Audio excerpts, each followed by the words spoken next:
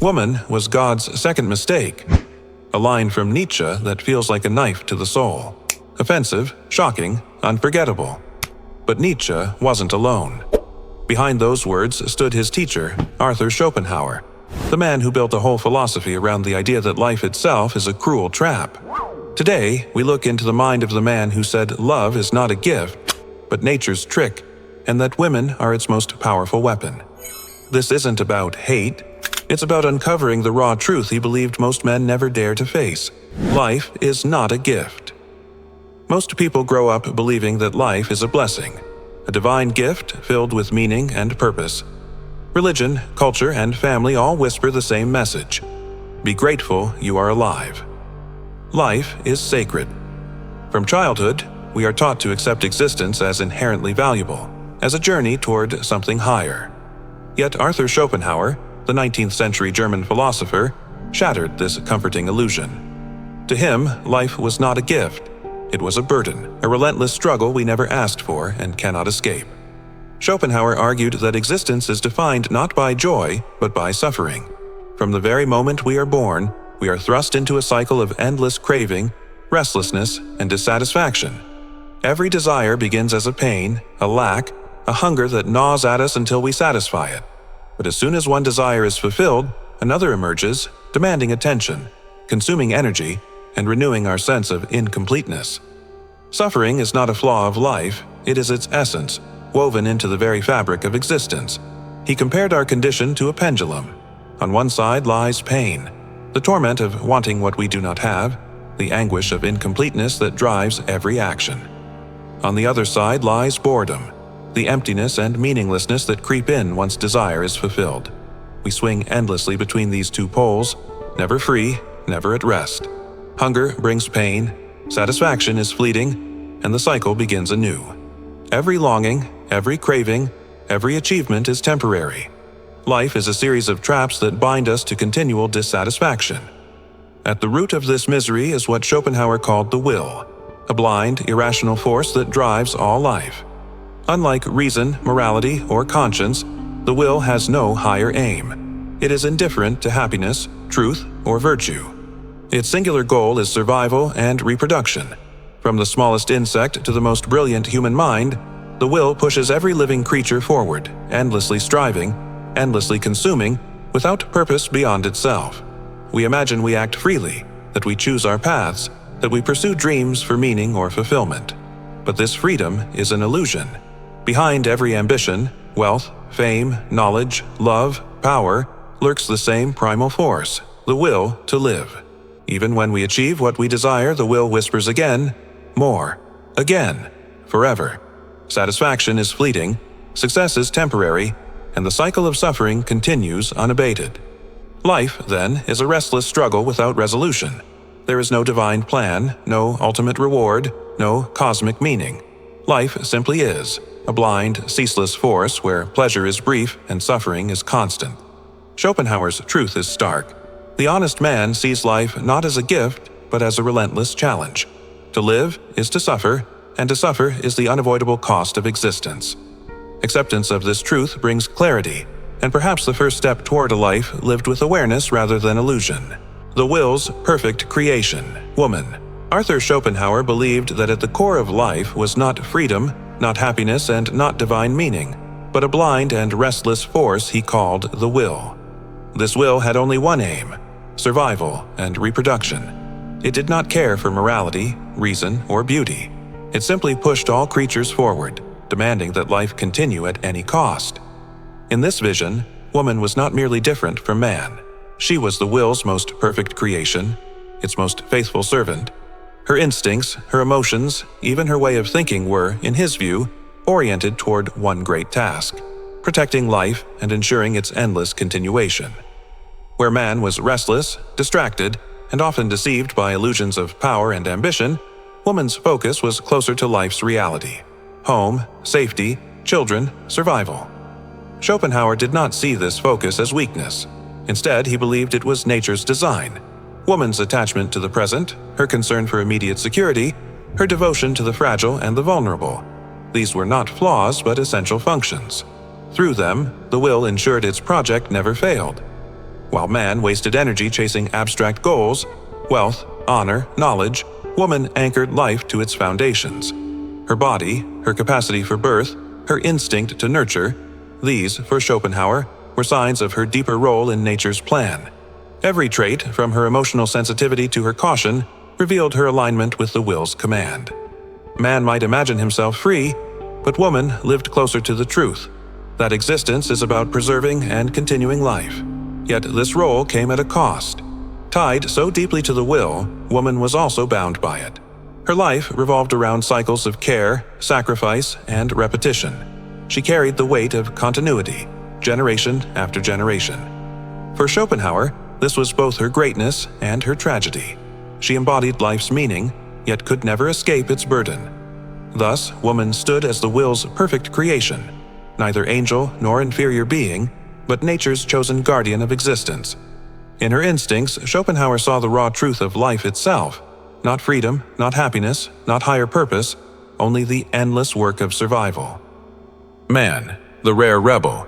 If woman, in Schopenhauer's philosophy, was the perfect servant of the will, then man was its rare rebel.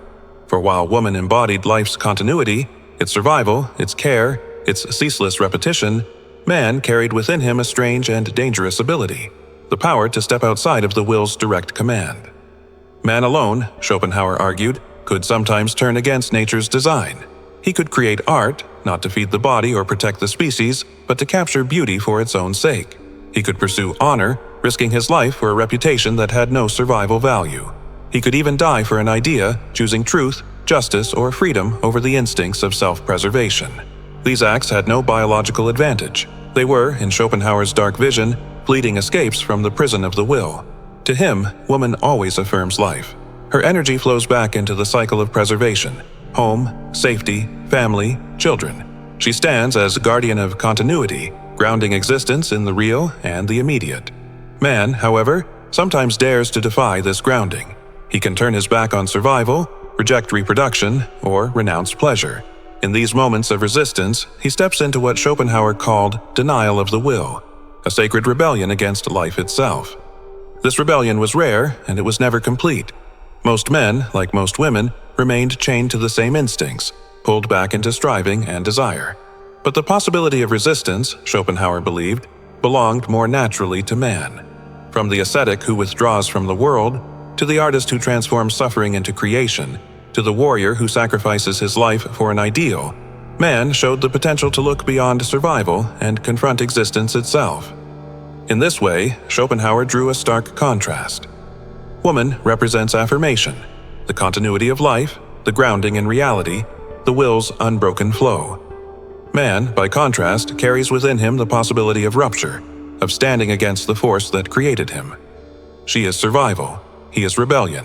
She is the will's perfection, he is its refusal. Love, the beautiful lie. Perhaps Schopenhauer's most painful and unsettling claim was about love. For most people, love feels like the highest of human experiences, something pure, divine, and deeply personal.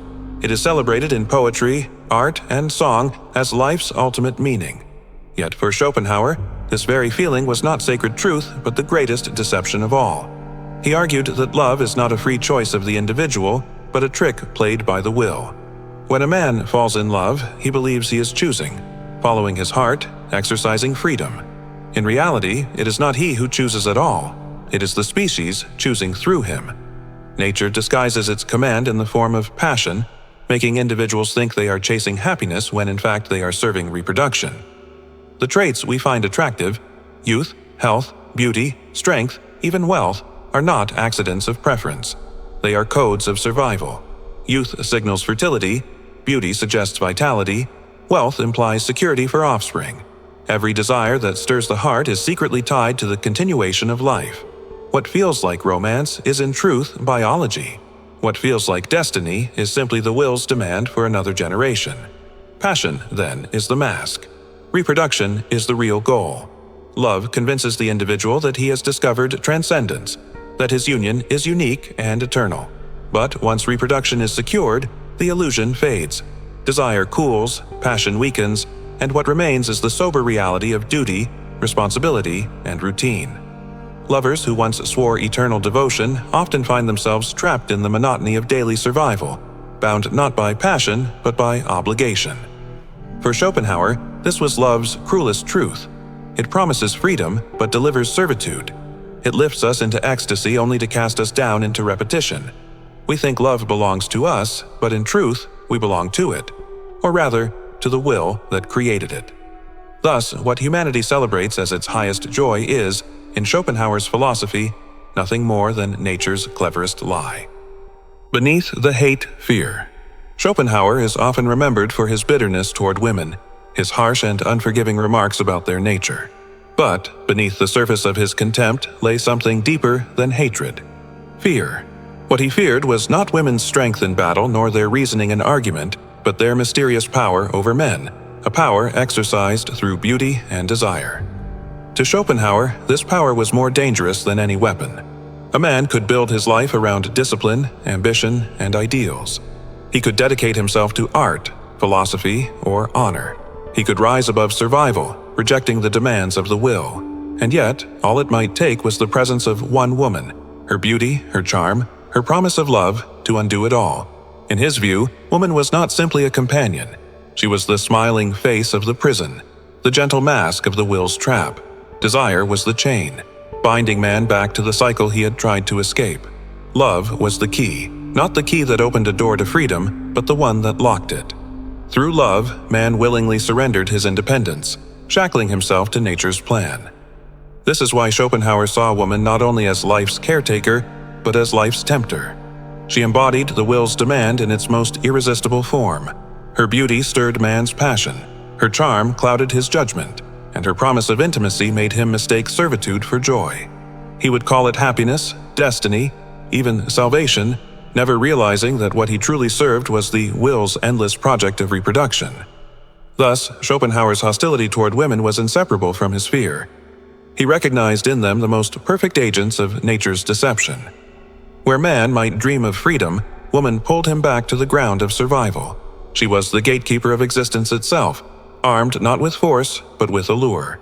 For him, every smile concealed the trap, every embrace reaffirmed the chain.